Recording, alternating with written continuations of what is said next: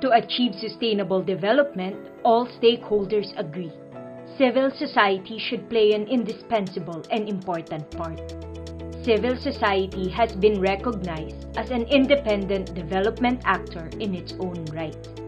It is composed of diverse civil society organizations, or CSOs, that work with communities and populations that are poor and marginalized.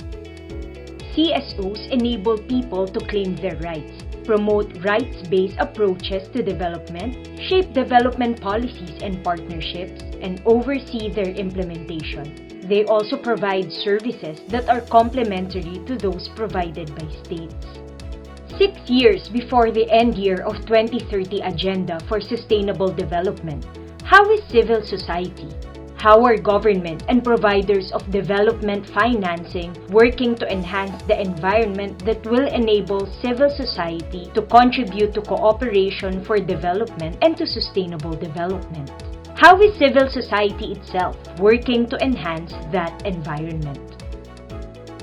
While basic elements of a CSO-enabling environment have been laid down in many countries, much more needs to be done. Let's take a look at the main findings of the latest report of the CSO Partnership for Development Effectiveness, or CPDE, a global CSO platform for effective development cooperation.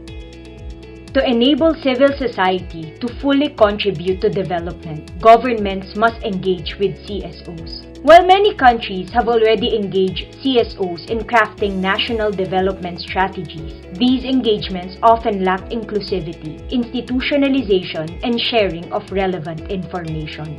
A typical example, Ghana. 43% of CSOs surveyed say that there is some level of government engagement on development issues, but these can be improved by increasing inclusiveness towards CSOs and by involving feedback loops. CSOs also find it difficult to access relevant information that will enable them to contribute meaningfully to engagements with the government. Development partners, including the UN, must support CSOs to enable them to contribute to development, except for including CSO-enabling environment in their engagements with governments. However, there is little evidence that development partners work to enhance CSO-enabling environment. A positive example, Honduras. Development partners maintain long-term and programmatic relationships with CSOs, but these are defined by the partners' interests. CSOs' needs and priorities are not often considered or integrated into country-level plans. Legal and regulatory frameworks that uphold an enabling environment for CSOs must exist. These are in fact the foundation for a CSO-enabling environment. While most countries have these frameworks that safeguard CSO-enabling environment, these often face violations and problems in implementation. An extreme example, the Philippines. Despite its robust legal and regulatory frameworks for a CSO-enabling environment, CSOs face restrictive registration and accreditation policies, and staff of CSOs working with poor and marginalized communities face harassment, trumped-up charges, arrests, detention, abduction, and even extrajudicial killings. CSOs must also improve their effectiveness to be able to meaningfully contribute to development. While majority of CSOs have adopted policies that are based on international standards and enhance their transparency and accountability, evidence about how these policies are translated into practice is weak. A typical example, Bangladesh. CSOs have created several CSO platforms, embrace international standards that guide their projects and programs, published annual audit reports, and carried out other measures that enhance their transparency and accountability. Evidence of consistent use of transparency and accountability standards, however, is confined to the few large CSO and is therefore minimal.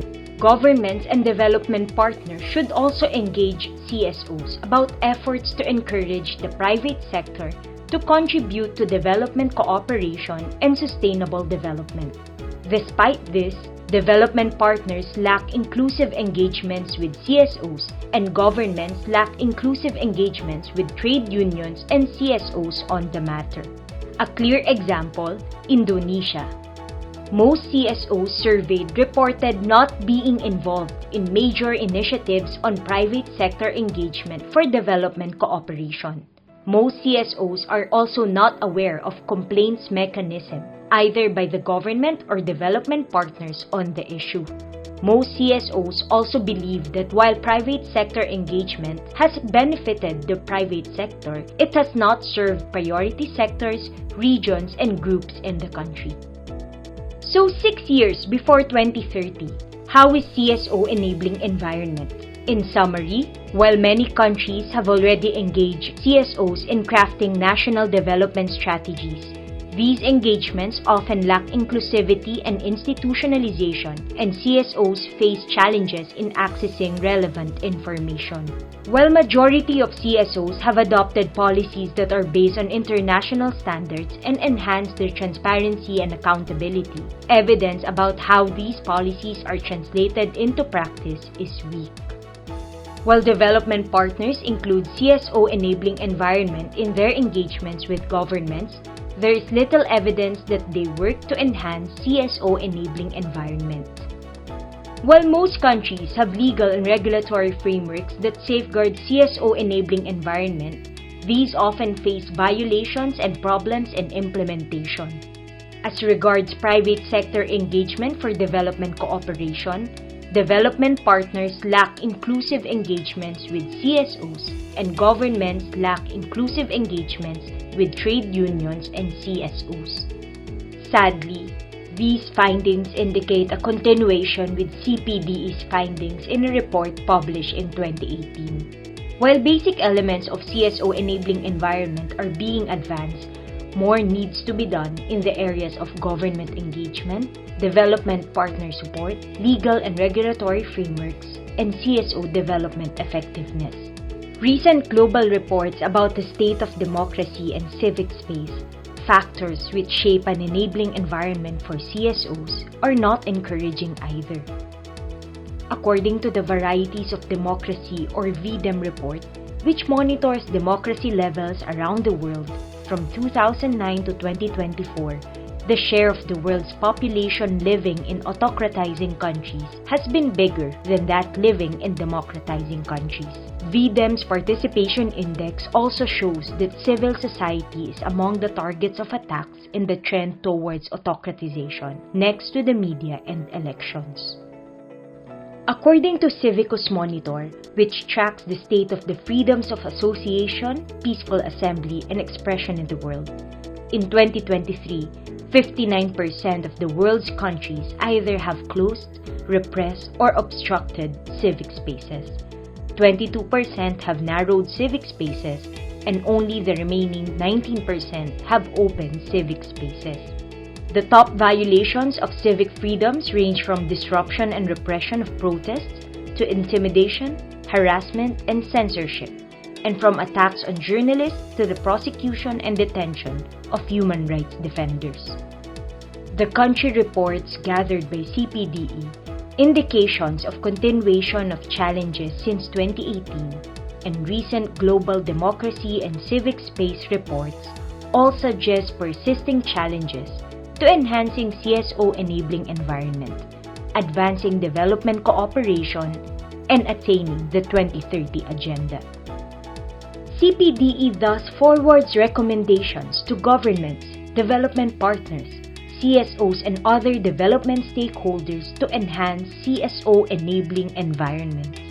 Ultimately, all development stakeholders, led by governments and development partners, and including CSOs themselves, should reaffirm and deepen the recognition of civil society as a development actor in its own right, with unique contributions to attaining sustainable development.